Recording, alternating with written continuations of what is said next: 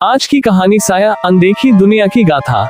भी thriller, fantasy, रोमांच, जुनून और अनदेखी दुनिया की रहस्य कहानियों से भरपूर है। यह एक काल्पनिक कहानी है और इसका वास्तविकता से कोई लेना देना नहीं है। कहानी शुरू होती है एक छोटे से गांव चंदपुर में, जहां अंशिका नाम की लड़की अपनी नॉर्मल जिंदगी जी रही है। वह गांव की सबसे होशियार लड़की है, लेकिन अक्सर उसे ऐसा लगता है कि उसकी जिंदगी में कुछ अधूरा है। एक शाम का समय अंशिका खेतों से लौटते हुए देखती है कि उसके घर की खिड़की से एक परछाई झांक रही है। डरते हुए वह अंदर जाती है, लेकिन कोई नहीं होता। उसकी टेबल पर एक पुराना जला हुआ खत रखा होता है। अंशिका जलता हुआ पत्र लेती है और उसे देखती है। बाकी जैसा है वैसा ही लिखा है। अंशिका गंभीरता से पढ़ने लगी।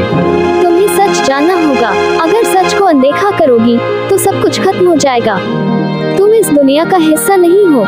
वह खत को नजरअंदाज कर देती है, लेकिन उसी रात अजीब चीजें होने लगती है। उसके कमरे की दीवार पर अजीब साए चलते हैं। एक पुरानी घड़ी बार बार रुक जाती है और आधी रात को किसी के चलने की आवाज सुनाई देती है। अगली सुबह गांव में अंशिका के साथ अजीब घटनाएं घटने लगती हैं। वह महसूस करती है कि कोई उसका पीछा कर रहा है। तभी एक रहस्यमय अजनबी आधिर उससे मिलता है। वह कहता है, तुम्हें जल्दी ही अपनी सच्चाई जाननी होगी, वरना तुम और तुम्हारे आसपास के लोग मुसीबत में पड़ जाएंगे। अंशिका उसे पागल समझकर वहां से चली जाती है। रात में अंशिका को सपने में अजीब सी दुनिया दिखती है। ऊंचे ऊंचे काले पेड़, नीले रंग की धुंध और बड़ी बड़ी लाल आंखें उसे घूर रही होती है। वह सपने में डरकर चिल्लाती है और उसकी आंख खुल जाती है। अंशिका जागती है तो पाती है कि उसके कमरे के बाहर आधिर खड़ा है। वह कहता है, अब समय आ गया है कि तुम सच्चाई का सामना करो। तुम सिर्फ अंशिका नहीं हो, तुम साया हो। साया का सच आधिर उसे बताता है कि वह एक जादुई दुनिया रुधन की असली वारिस है।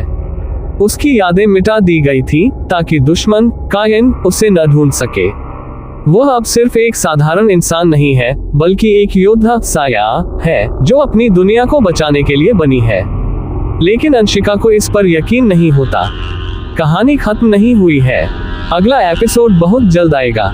कृपया मेरे चैनल को सब्सक्राइब करें। धन्यवाद।